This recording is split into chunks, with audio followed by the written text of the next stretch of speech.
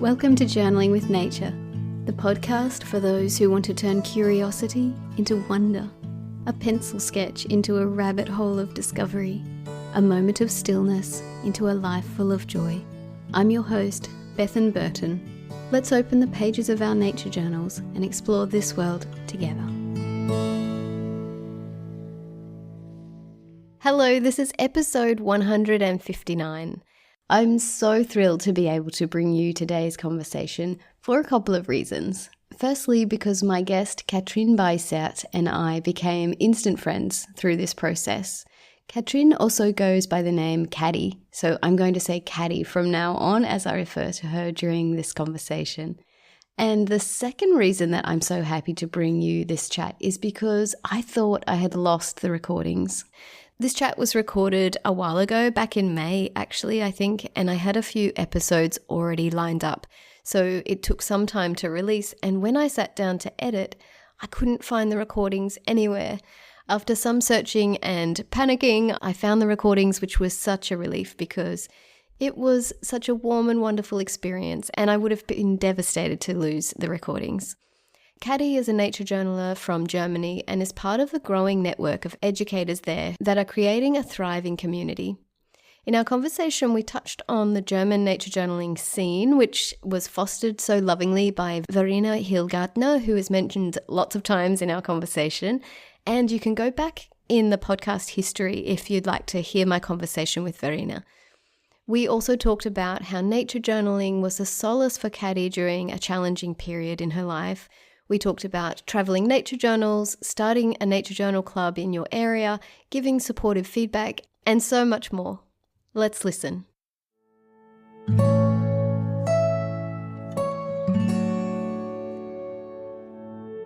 Thank you so much for joining me. It is an absolute joy to be here with you. Oh, thank you so much, Bethan. Finally, we're here together. I know. We nearly met in person last year. I went to Berlin and you were almost going to come and then something happened and you couldn't be there. True. Yeah. Next time. Next time. But you did send through Verena, you sent me some beautiful chocolates and we enjoyed them thinking about you. Oh, that's so cute. So let's start at the beginning, and I would love to hear you talk about your love of nature and where it started. Yeah. Hello, everyone. I'm Kadi from Germany.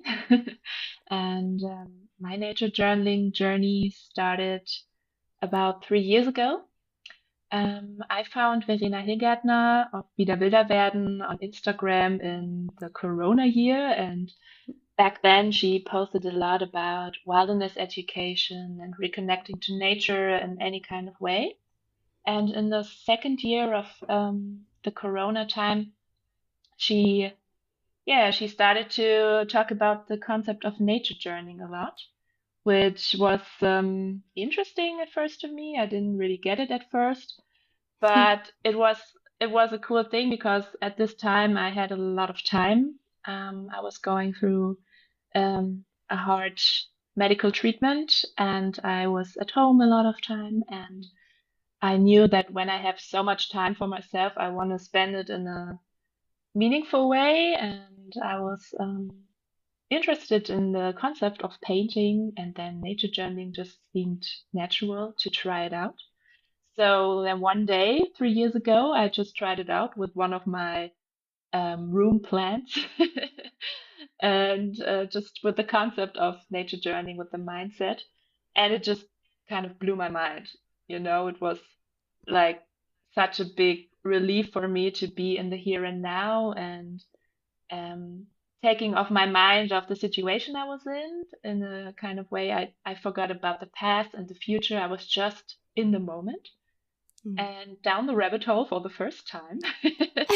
And ever since then, it stayed with me and helped me a lot through my medical treatments. And after that, when I felt better, I I used it for going on vacations. I nature journaled a lot on my journeys. I natured above the sky, nature journaled above the sky in the plane. Yes. I tried this out, and I like to, yeah, use it as a special kind of memory from the journeys that I made. And Mm. of course, also at home, I'm journaling a lot in the everyday life. And yeah, it's kind of combined with another course that that I found at the same time, also through Verena. It's called Wildniswind, and it's a course that you can do in your own pace, and they give you suggestions for connecting to the species around you just right at your doorstep. So mostly trees and beetles and birds and plants, and it's such a lovely way of reconnecting to nature on a deeper level. And somehow the two paths of nature journaling and going on this wilderness education trip are combined for me. And yeah, ever since I love doing both and share it online with people who are interested too. And then, yeah, I met you too at one point. Did you have a connection with nature in your childhood? Has this always been something that's been inside you? Um, I was thinking about this question a lot because I know that you will ask it. And at first I thought, no, there was not much nature connection in my Mm. childhood. But when I think deeper back, then I remember that there was a lot of nature connection actually. I grew up in the eastern part of Germany where there are a lot of these, I don't know how you call it in English. I think it's a great panel buildings. They are made of concrete, and these are 15 floors high, and it's Mm-hmm. just a lot of people live inside this building, and there are a Mm-hmm. lot of these buildings in one place. So this is a typical Eastern German and Eastern Europe type of living, um, and for the working class, I would say. And you would think that there is not much nature around it, but there actually was a lot of nature. I remember that I had my favorite climbing tree. I had my collection of beetles, living beetles. I was hugging every dog I saw on the street, and my mom was very Yes. worried about it because when I was little, I was just going to the dog and touching it, and then I asked, Mm-hmm. "Does it bite?" Is it okay? Yeah, yeah, Yeah, but I was already touching it, so yeah, it was yeah. like a good connection to dogs already, and um, also there were little bushes and a little forest and a little creek quite near me. And because there were living so many people in these buildings and the neighborhood was so big, my parents allowed me a lot of freedom because I could be Mm. seen everywhere, you know. And this Mm. was a lot of freedom for me as a child to go out. I had a big circle I could go with my friends and play naturalist and go on adventures and be a scientist in nature, you know. And yeah, this was really, really cool having this freedom as a child. I think that's a big part. And also, I would say my parents are not very into nature. Of course, they had some flowers on the balcony and they loved going on a walk, but it's not something I got from them. It's more something I Mm. got from my grandmother, Mm-hmm. um, who was the only grandparent that I knew, and she she had a big garden, and she took me into the garden, and we had some berries there and strawberries, and we picked potatoes, and it was just a very common way to live when I was with my grandma. And she also took me with her into the forest for picking mushrooms. She knew all the stuff. I think not in a kind of romanticizing way that we do it nowadays. It's more like after the Yeah. war, there was not much to Practical. eat, and Mm. yes, practical living, and people just needed to know what they could find in the forest and all around them. And she knew these kind of things, and she shared it with me when I was little. And I wished I would have kept like a journal back then, Mm-hmm. and still have the knowledge, but I'm relearning it now. Yeah, so I think this was my my childhood memories of nature. It's interesting that you say that, or that your initial feeling was that there wasn't any particular nature connection. But I think from what you're describing, and I've thought about this before, that for children, being in nature is just so natural. It's just so much a part of what it is to have a childhood.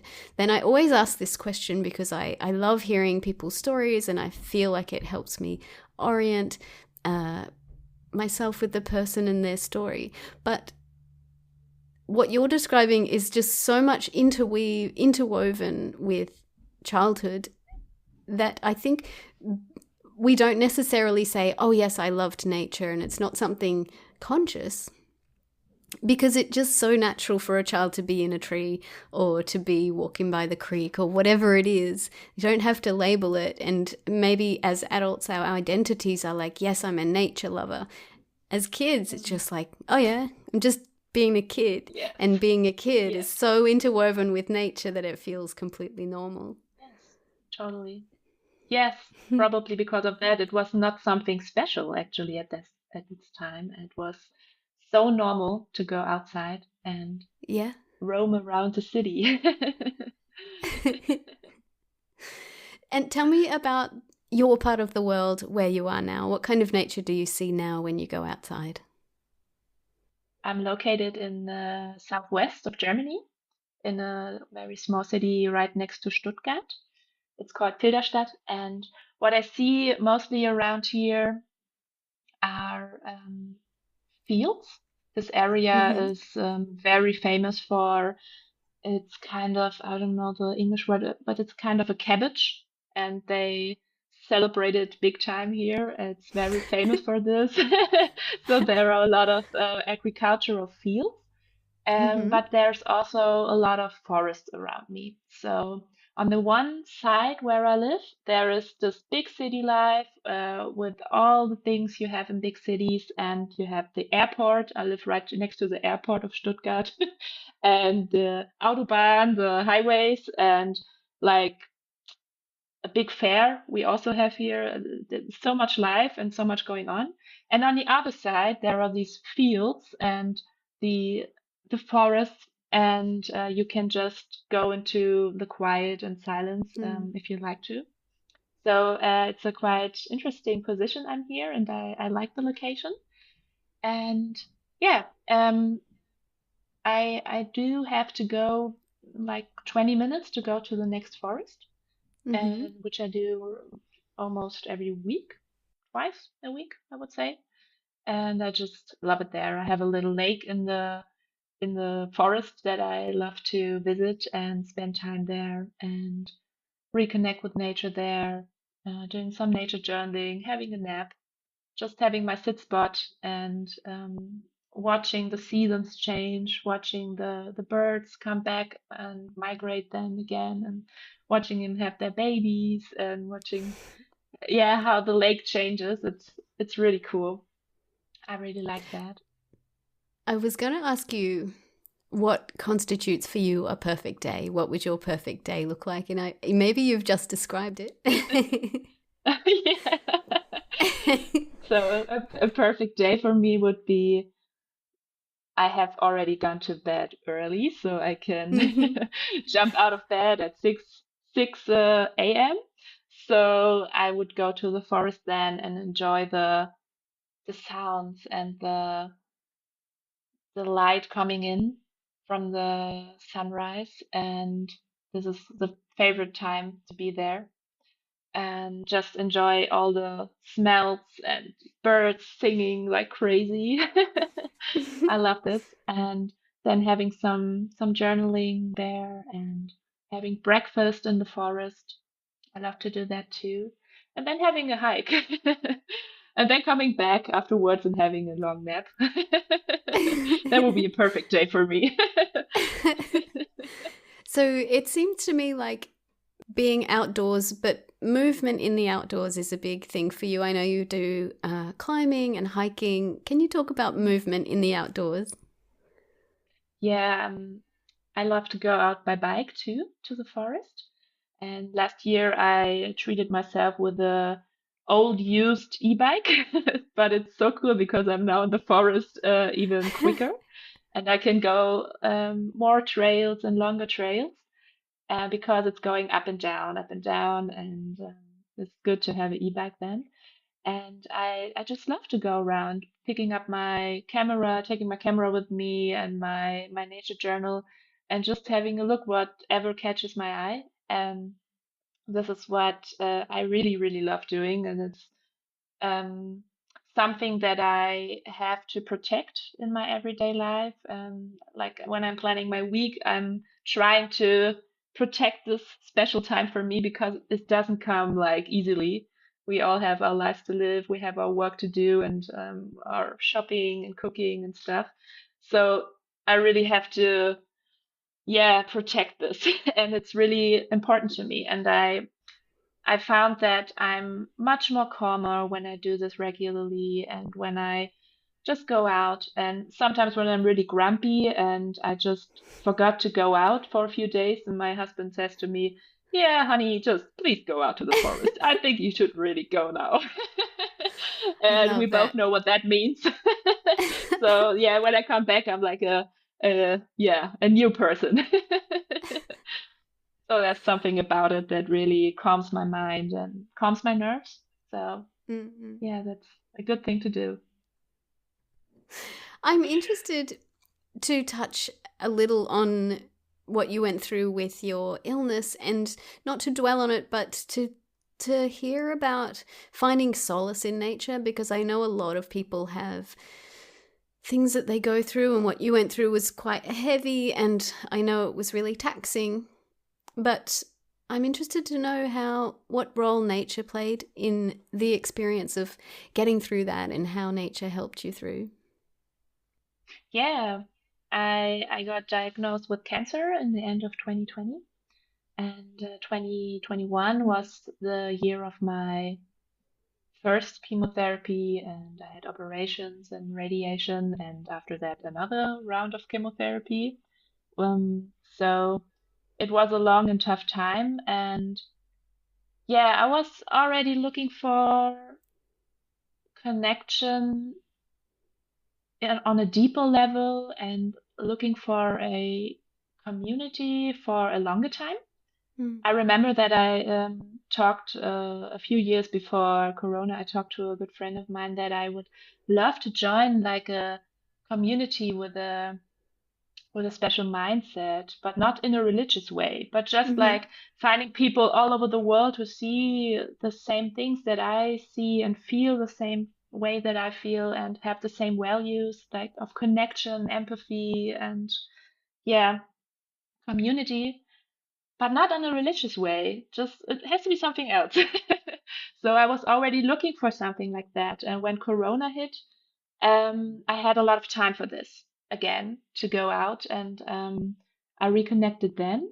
And when my diagnosis came, I knew right away this is the time where I really look into the way that I live my life.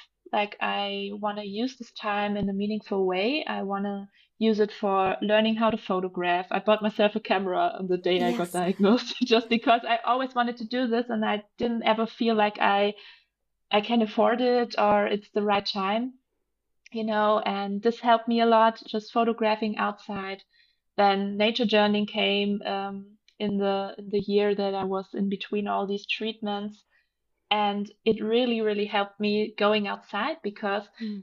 uh, when I got familiar with the concept of nature journeying and getting down these rabbit holes, it was something that got me out of bed a lot of the Mm. days that when I was just so weak and just laying in the bed all day, I knew that, yeah, if I lay down in bed for 4 or 5 days now, then I will get better even quicker, and then I can go to the forest sooner. Just What a don't be so beautiful impatient. motivation. Yeah, Yes, yeah, yeah. yes. So I'm a very impatient person. So this was a that was a good way to motivate myself. Like, if you rest now, you can go up then. And this really helped me. And it was like a special treatment, between Yeah. chemotherapy sessions, you have to rest a lot and you're very weak, you don't have any energy. But it gets better in between. Just right before the next session, you kind of feel a little bit more energized again. And this was the time when I was out and about Yeah. Yeah. and just enjoying this and taking it all in. And also, I think I gained a lot of energy from this to go and yet another round. There were all in total I had to do 32 cycles of chemotherapy, so it was a lot. That's a lot. And I think I wouldn't have been so, how do I say? It wouldn't have been it wasn't easy at all, but it was helping me getting through this. And Yeah. yeah, so nature journaling, going outside, photographing, that was like a light in the dark Mm-mm. in a heavy time for me. So it really does help, and it's stick with me since then. So yeah, I'm keeping it like a good companion now on my way in healing. I'm still in the healing phase. I'm Mm-mm. not in the risky stage anymore, but still healing from it and still protecting this nature time for me, and also time for nature journaling, which is like a separate part of time that I try to protect each week for myself. And I know it's good for me. I just know it's good for my health in general. Yeah, absolutely. Thank you for sharing that. Yeah, sure. I was thinking about the themes for International Nature Journaling Week this year, and it's all about nature's cycles and starting off from germination and growth and going all the way through to decomposition and then renewal. And I was thinking, as I was reading your story, that is very much comparable to that, in that you had a really dark time where things were hard, and then you went through the renewal stage, and it must have been amazing to start again, and maybe even with perspective that you gained through what's valuable, what we can pay attention to, and then coming out of that, and then this whole flourishing that's happening now with the nature journal scene and all that stuff. Oh yeah. I'd love to talk to you about that. That it seems like some amazing things are happening in nature journaling in Germany. Can you talk about what's been going on there? Yeah, I think you put it very beautiful. Really touches me, like you said, this the whole cycle. Um, Mm. yeah, there's a lot of truth about this when you compare these pictures. And yeah, there's a lot of going on now. And it started 3 years ago, and we were a small group of people who joined Verena on this nature journaling journey together. And I remember that 2 years ago, there were times in our online club meeting where there were just like 3 or 4 people.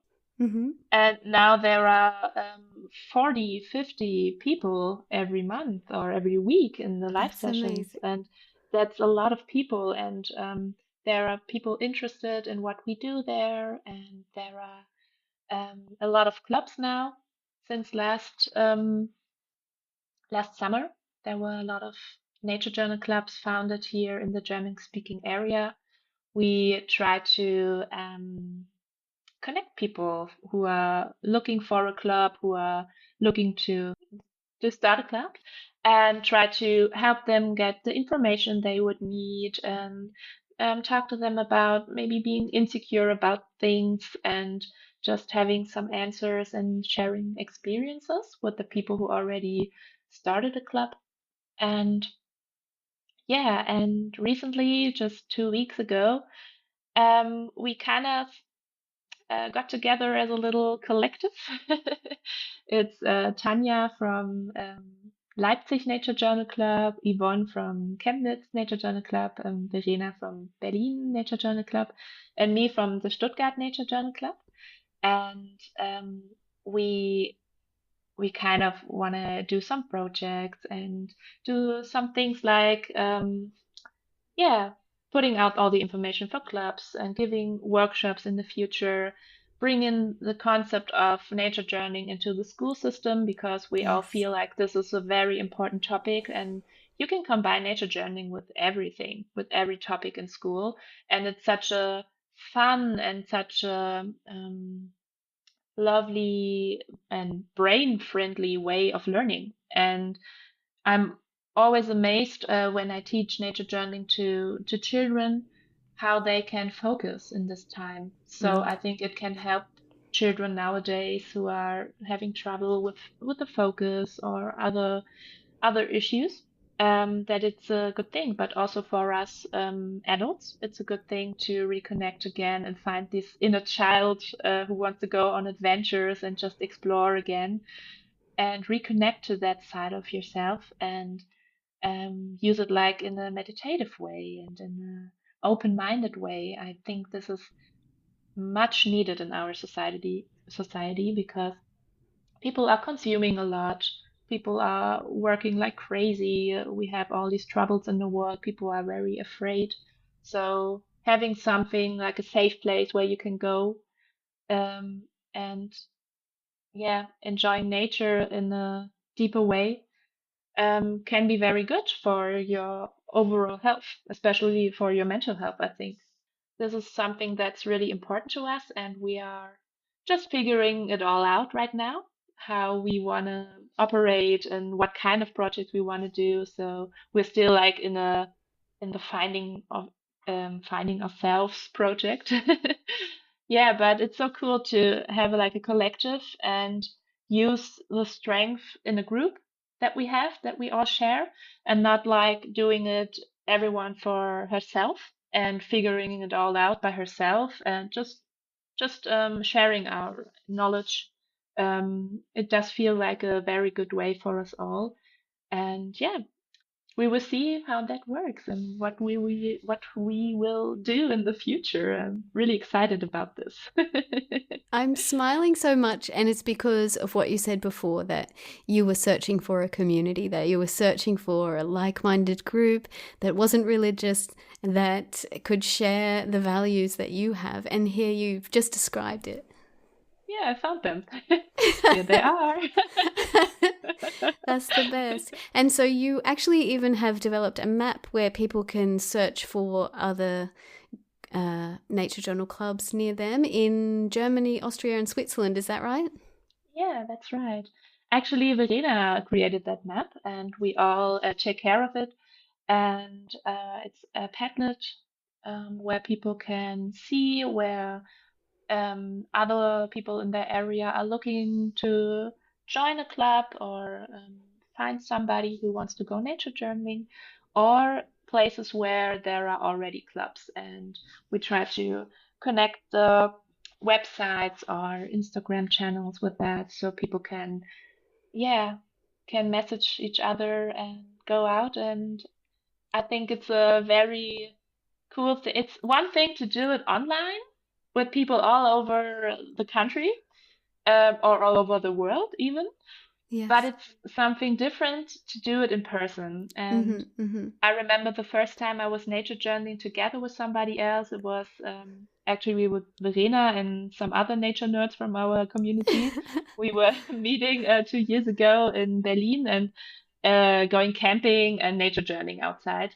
And this was just like the most normal thing to me, and I felt so happy in this moment that I just thought, yeah, this is what I do. This is how I roll. This is just what we're doing here. So I really want to have more of this. I want to Yeah. have more of real community also offline.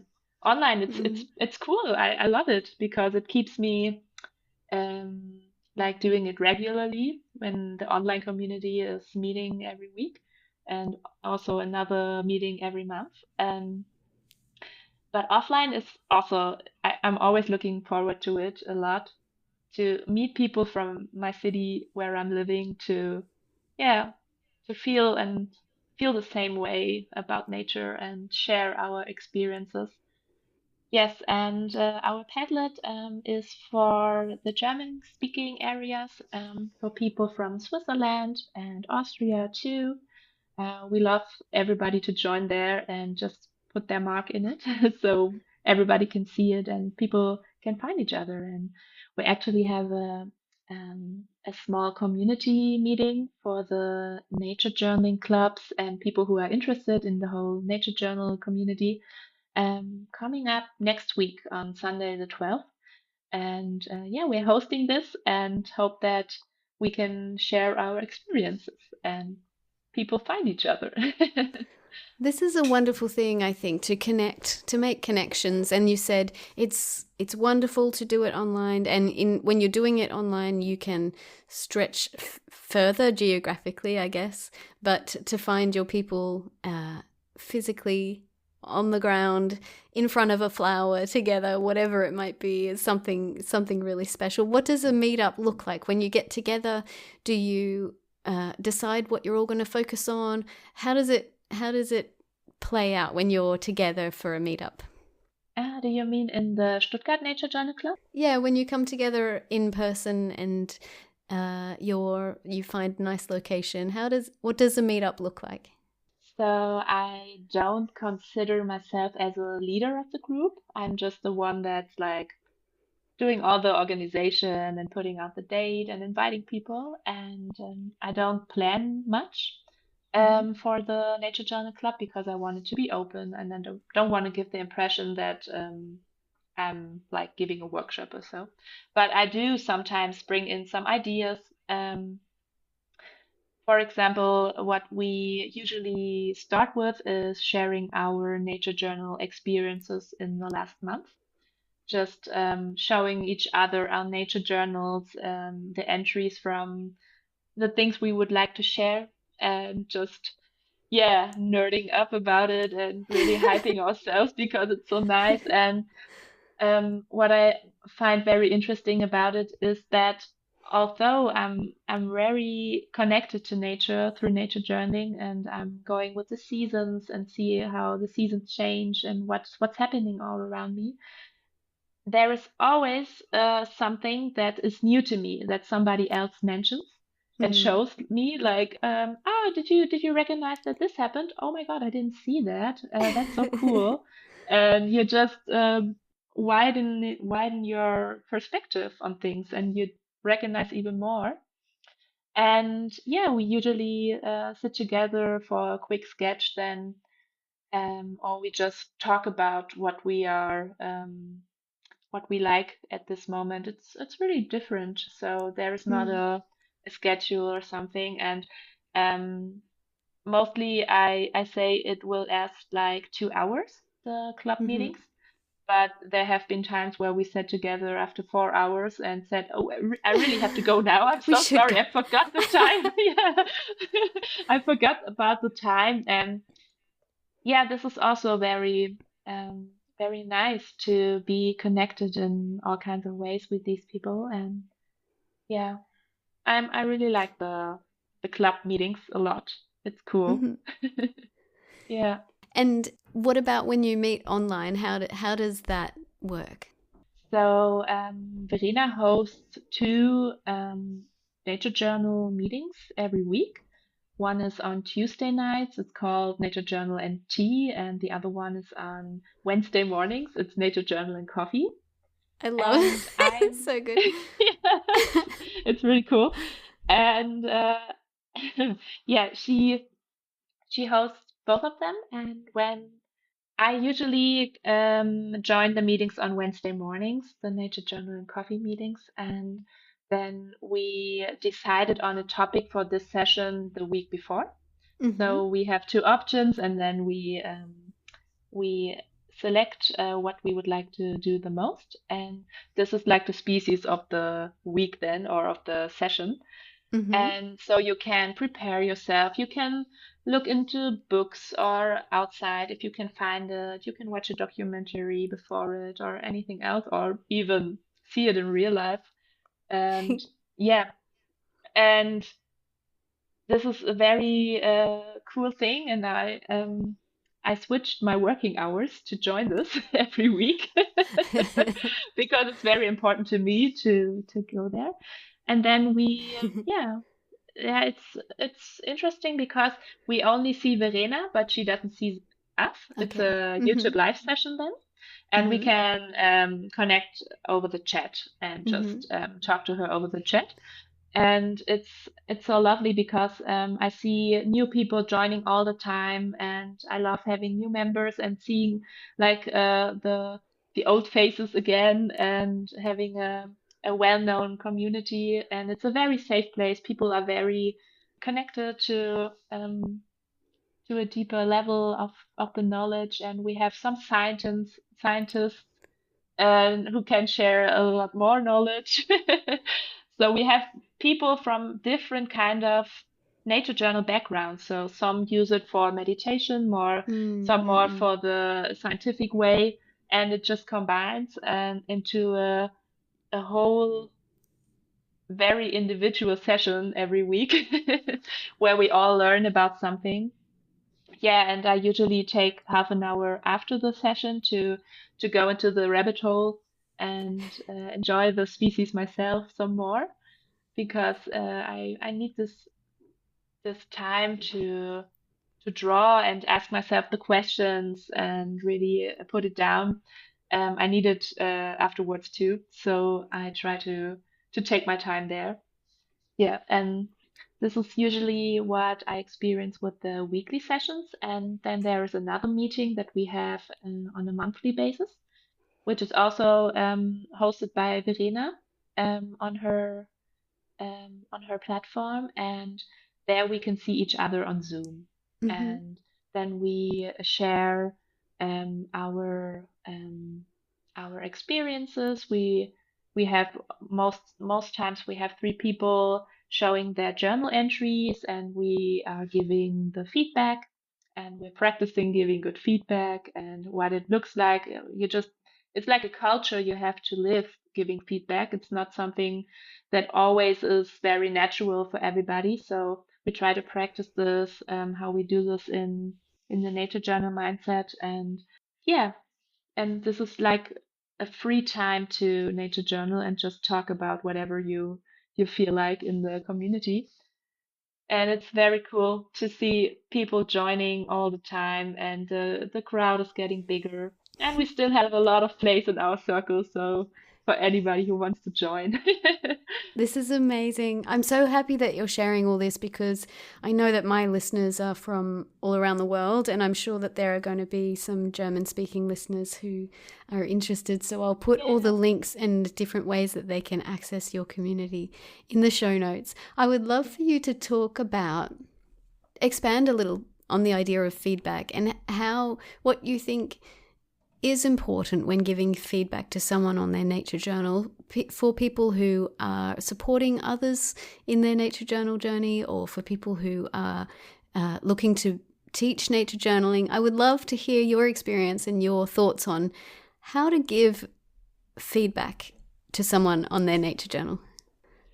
Yeah, it's funny that you asked this question because last weekend I was in the Nature Journal Educators Workshop this year, and I was also there last year. So the mindset behind giving feedback or feed forward is, yeah, it's a very important topic. Like when you see a journal entry of somebody, it's a very valuable and it's a moment of vulnerability, and showing showing somebody my journal entry is connected to being vulnerable and showing somebody else how I feel and how I see the world.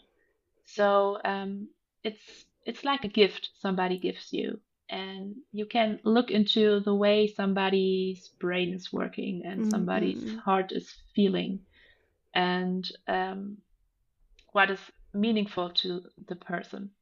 It reflects immediately. So I think giving feedback, it also involves in asking if somebody wants to have feedback in the first place, if the Yes, that's person important. does want to have this kind of feedback, and if the person does want it, being very appreciating of everything and using the techniques we also use in nature journaling itself. Like I noticed that you used this technique. I noticed you used zoom out, zoom in, Lenscapedo. You did like a change in time. I noticed that. Would you like to tell me more about your experience and why did you choose this species? Why did you choose this place? Just talking about the experience the person had and giving the attention to the person um, is a big gift because the person, it's about being seen and being respected in your own kind of way of seeing everything and experiencing the world. And we also always try to avoid saying, "Oh, it's a pretty picture." Mm-hmm. So you're so talented. Like this is the worst thing The you could worst thing. say. Yeah, yeah, yeah.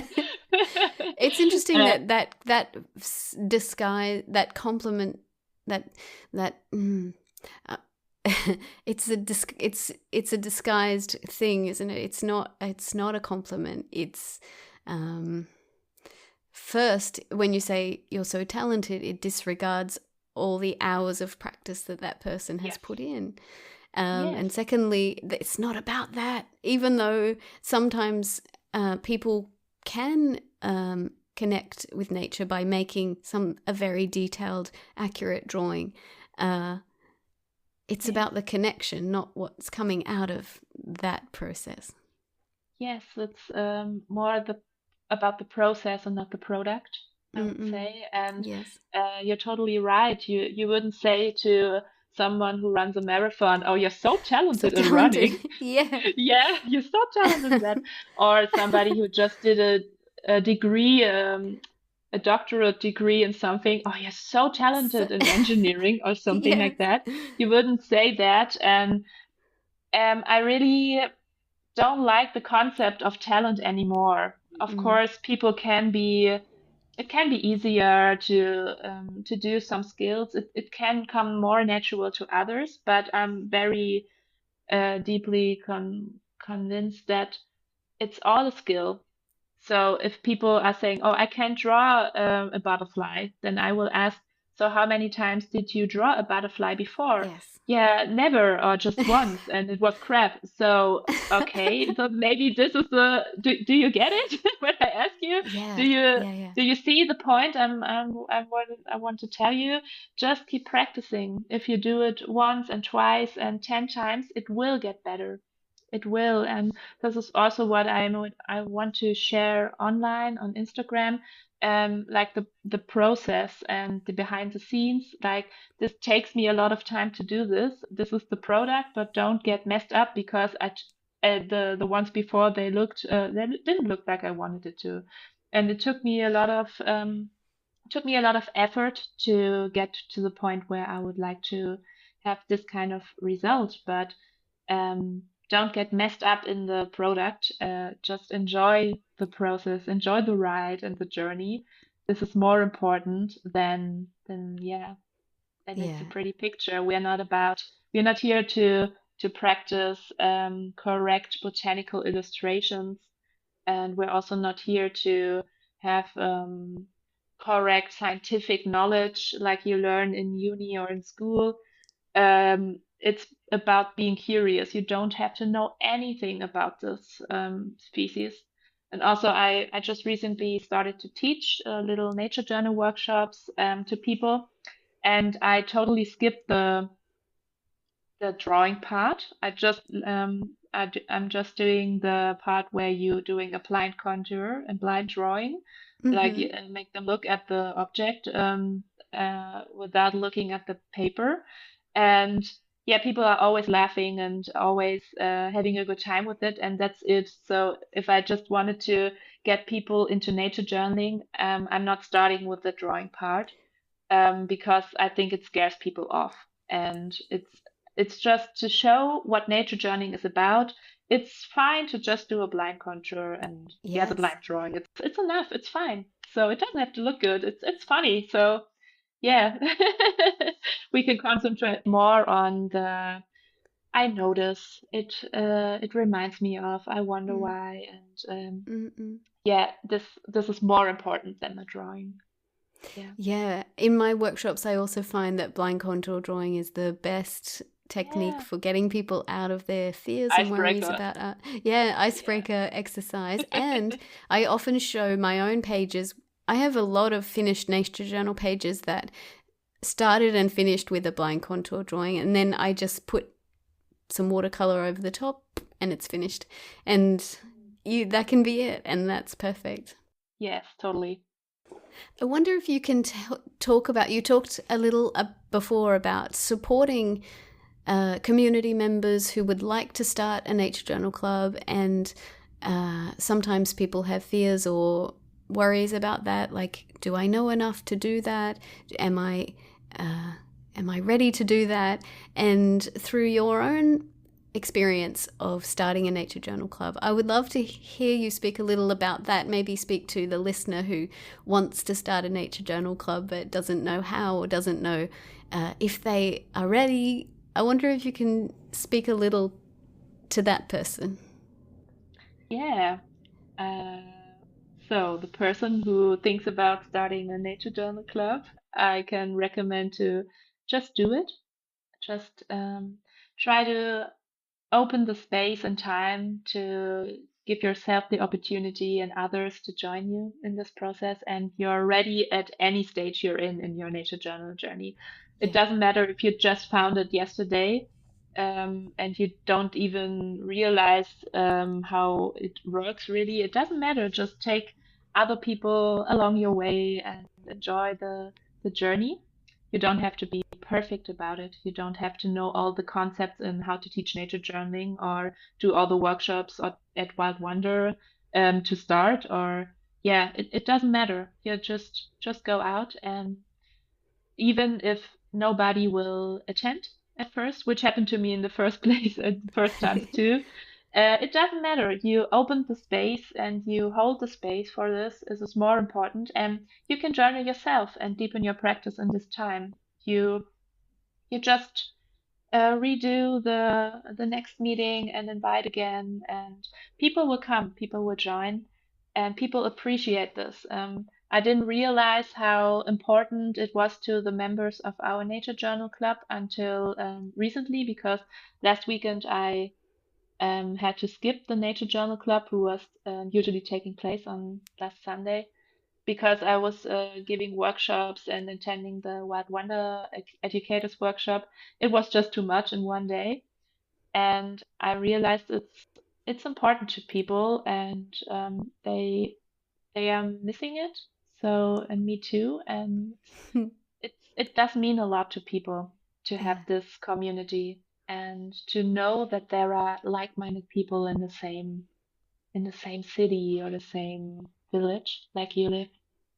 Yeah, yeah, yeah. That's beautiful. That's really good advice. Just to get going and see what happens, and not to worry if it starts small, and just Right, use yeah. it as a point of connection with the community. And you have another beautiful example of connecting with community in that your group has a traveling nature journal that goes around. Tell me about this traveling nature journal. Yeah, I had this idea when I was in Scotland.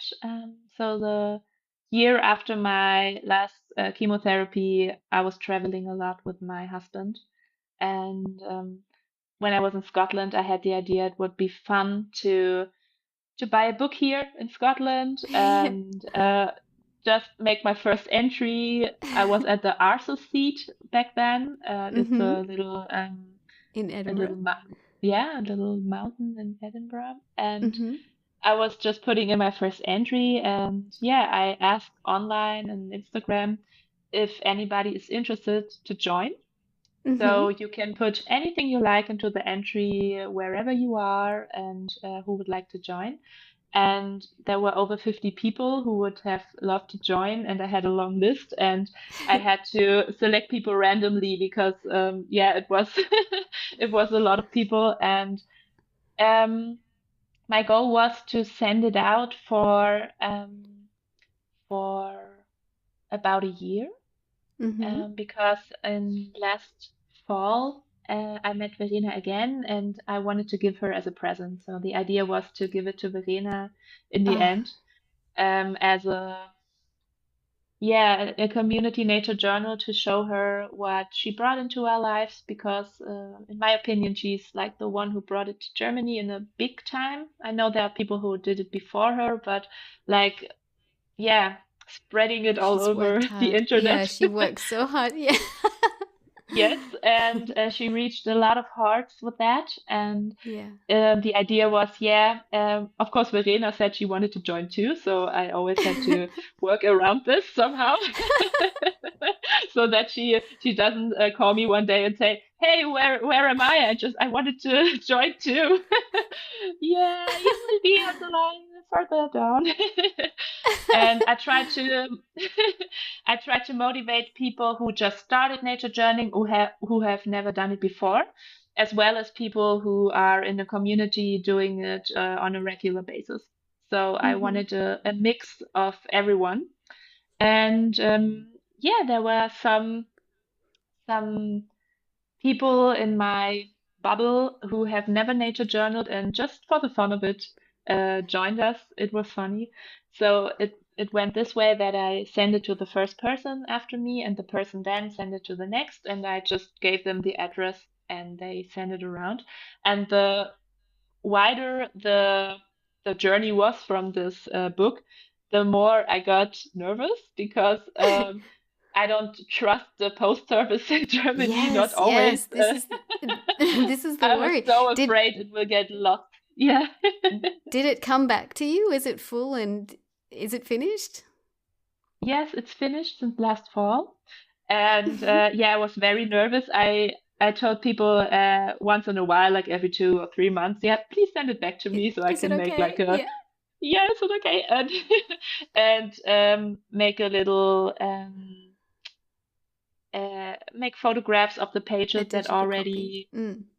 digital copy of them, and just having like the moment it is now and the stage it is now to collect these data in case it gets lost. Yeah, yeah, Yeah, yeah, I was yeah. very anxious about it, but it did work out fine, and it even traveled to Austria. We Wow. have somebody in the community. She said, "Yeah, I would really love to join," and it was so cool. It just went around the German-speaking area, and we had 20 people joining us in around 9 or 10 months. So it travels around a year.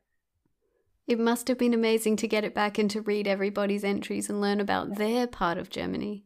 Yes, yes, it made me cry. It was so Yeah, I'm cool that people took their time, and it was such a cool nature journal of so many different styles, how you can use Mm-mm. nature journaling. Like there is Mm. not one single style that is right, and everybody has to do it this way.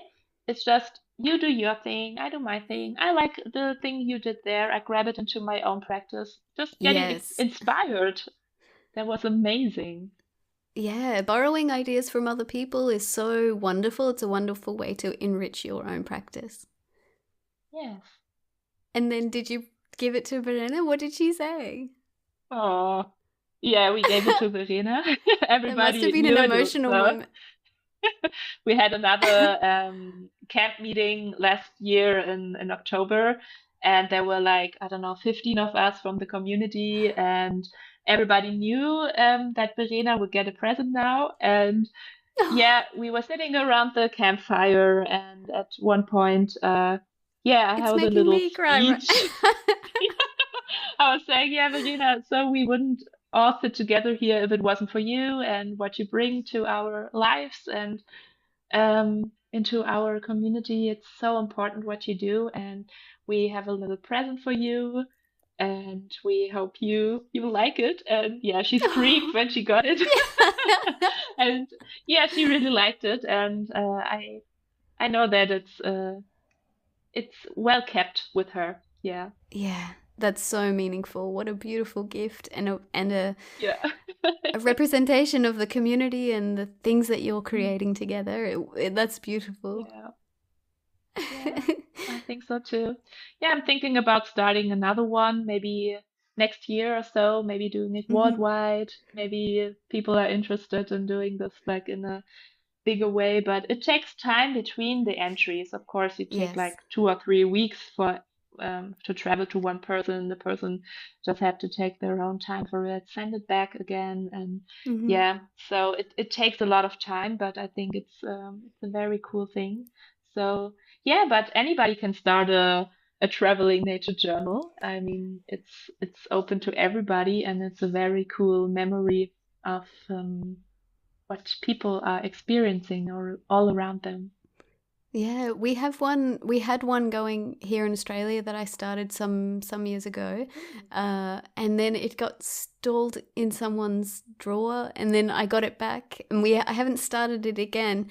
But I was looking at it the other day. Yesterday, I was looking at it, and it's got maybe Really 10 pages filled, and it is nice. beautiful, like you said, to see different people's styles. I also started one a very long time ago that was a teensy tiny one about this big. And do you know the sketchbook project? It's a worldwide Mm. project where they send you a sketchbook and you fill it Oh, and you really? send it back, and they have a van that's Oh, full of these teensy tiny little sketchbooks about that big. And I that's was filling cool. one of yeah, it's super cool. I was filling one of these, and I connected with another artist online, and we decided to do our own one that would go around, and Wow, that's so it was amazing. it was, except we don't know where it is now, which is the unfortunate thing. It got sent to someone and then lost. But Mm. it's Oh, a beautiful little treasure is out there somewhere, and that's enough for me. Actually, the lady who I connected with, she made this incredible little. She got a tin, Altoids tin or mint tin or something, and she made it into a little suitcase to put the tiny journal in. And so out there somewhere is a little sketchbook half filled in a teeny tiny suitcase, which makes me happy at least. I guess somebody will find it someday and think, "What is that?" And Yeah, then exactly. doing an old sketch and send it further along. It will come to somebody, I'm convinced. Yeah. Yeah, yeah, absolutely.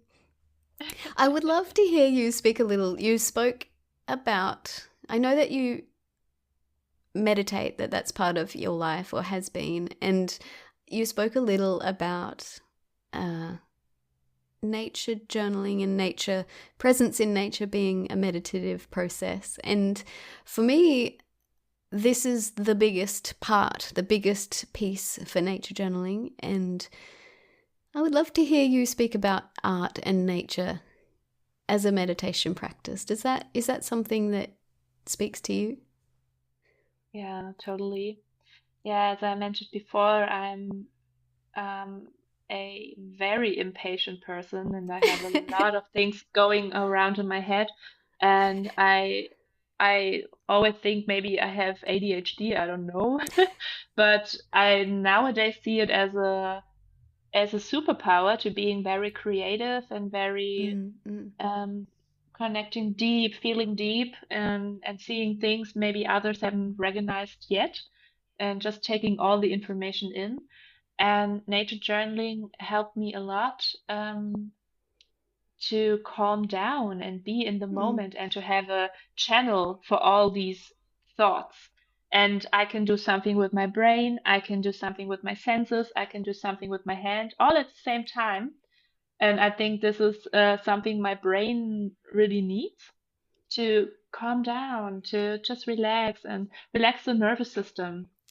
mm, And mm, when I'm down the rabbit hole, I feel like I'm in a kind of flow state. I can really feel it and I really enjoy it. And in this process, I feel like it's not like I can catch all my thoughts and I'm overwhelmed. It's more like, oh, here comes another thought, and here's another thing I would like to know. Or maybe I could look up this information, but in a calm way and like mm. in a good order of thoughts. So it really helps my brain to relax. Yeah. Before Just you relax. said brain friendly, and I wrote that down because I thought that's beautiful. Brain friendly. It is. It's so brain friendly. It is, and the term brain friendly in the German educator scene, it's a big thing now. Like, how Okay. is the brain learning in a good way and in a sustainable way? Mm, What does the brain need? And mostly it is like taking in all your senses too, and mm, mm, um, working with your attention and creativity, and being very aware of what is around you, and using your own curiosity. This is, I think this is very brain friendly. It does feel like it. And I have to say that although I use it a lot to kind of meditate, but um, I have learned much more about nature through nature journaling than I did in all my years of study and in school. Like, because it doesn't just go to the head and just, yeah, goes away after I read it. It's more on a deeper level. It stays with me in my heart. It's a completely different thing. So all yeah. the species that I thought I know, I get to rediscover them all the time. And even if I nature journal them once or twice before, there's a big chance that when I nature journal them again, that I will find even more about it. So Mm, mm, yeah, it's meditative and interesting at the same time. absolutely. Tell me about your studies because I got the feeling that your studies were about looking at insects in the in the laboratory. Can you tell me about that? Yeah, I have a very weird uh, curriculum. So my first profession is I studied social work. I'm a social educator in my first profession, and I worked in that for 4 years. And I kind of burned out after 4 years, and I thought, yeah, this is not the thing that I will work for the next 40 years to stay Mm, mm. healthy.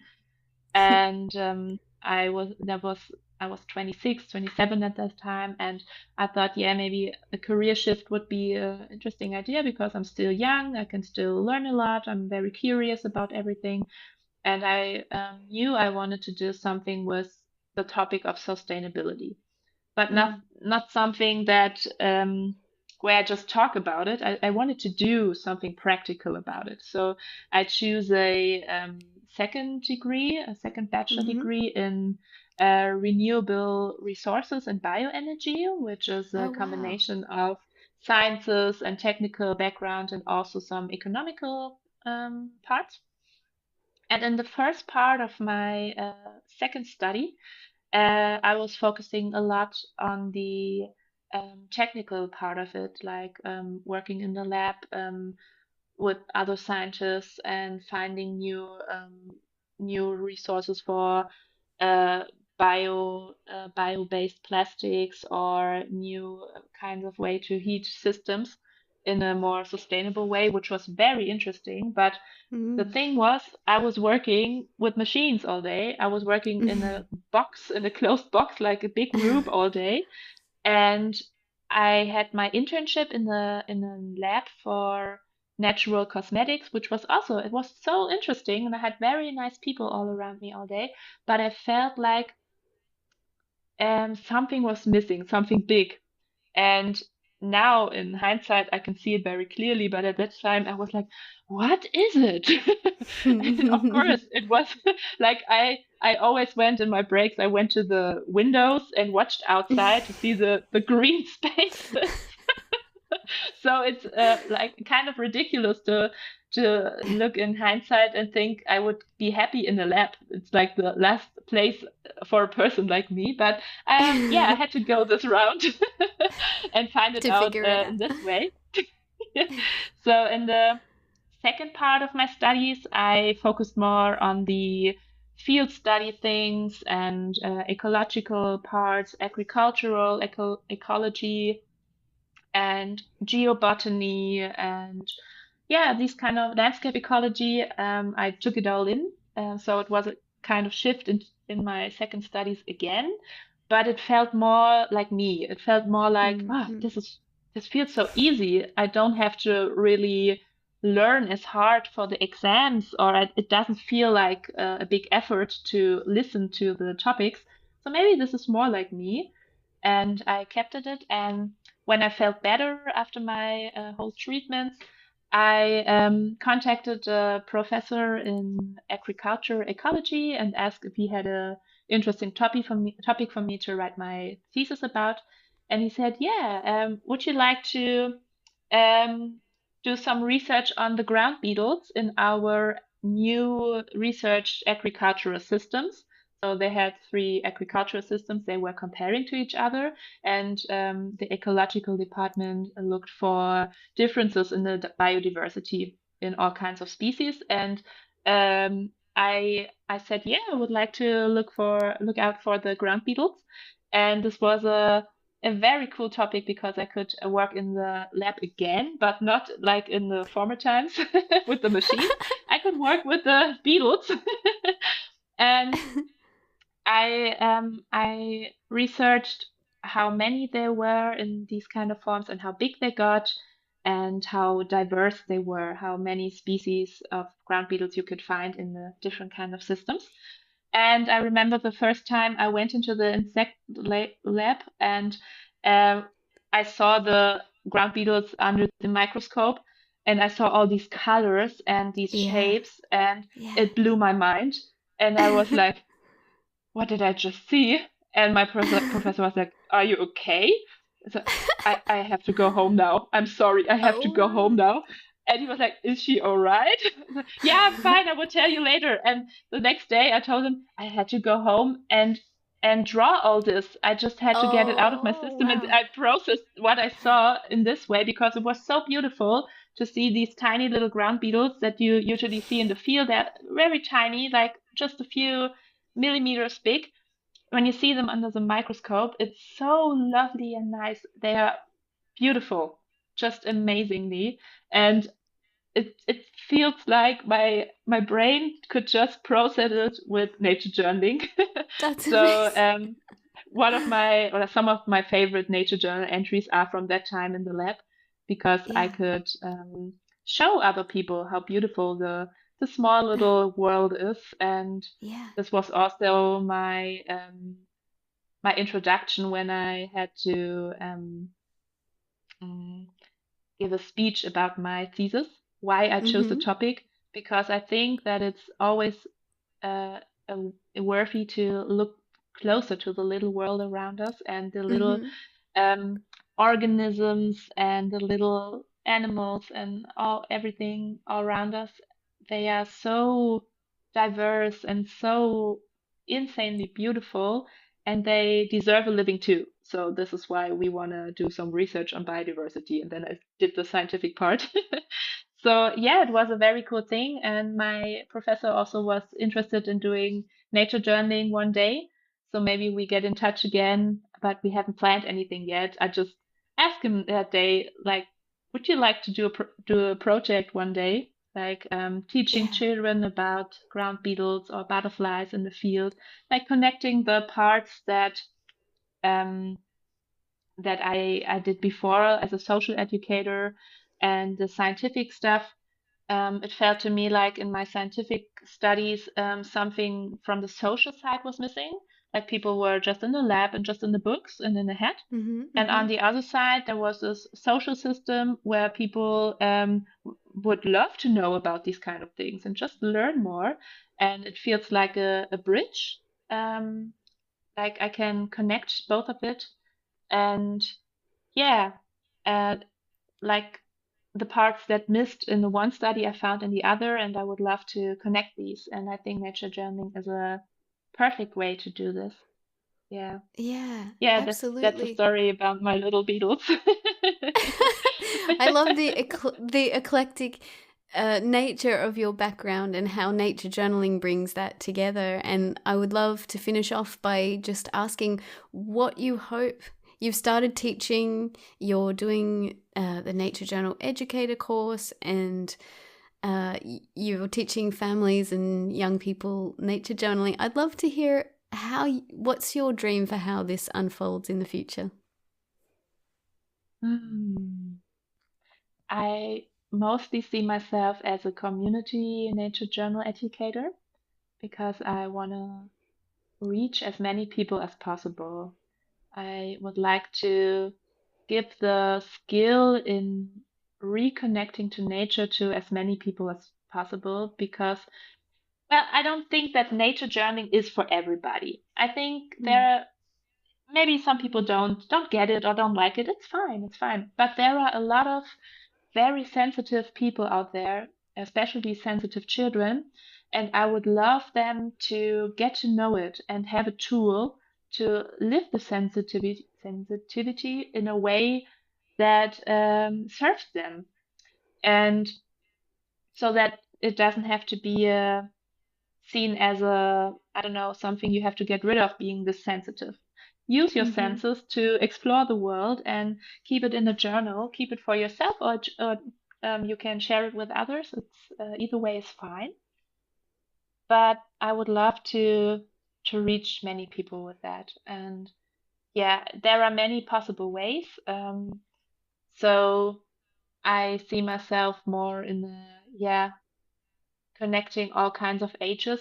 So last week I gave a workshop where there were a young family with young children, then a child who was in elementary school with her dad, and some seniors, so old people.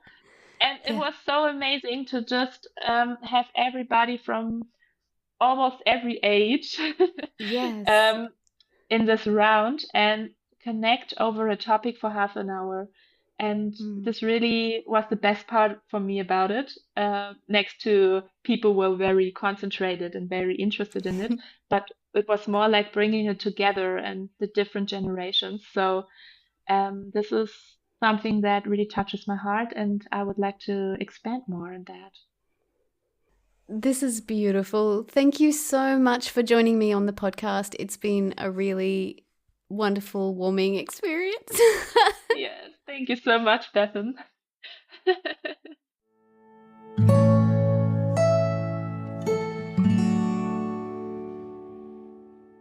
I hope you enjoyed this conversation with Katty. It made me so happy to connect with her in this way, and we truly felt like instant friends after this chat. I love the way she speaks about community and bringing this beautiful practice to more and more people in the future. And I've been really inspired by the way they are fostering the community in the German-speaking part of their region. I'll leave the links in the show notes to where you can connect with Katty and the German-speaking Nature Journal community. Thank you so much for listening. See you next week.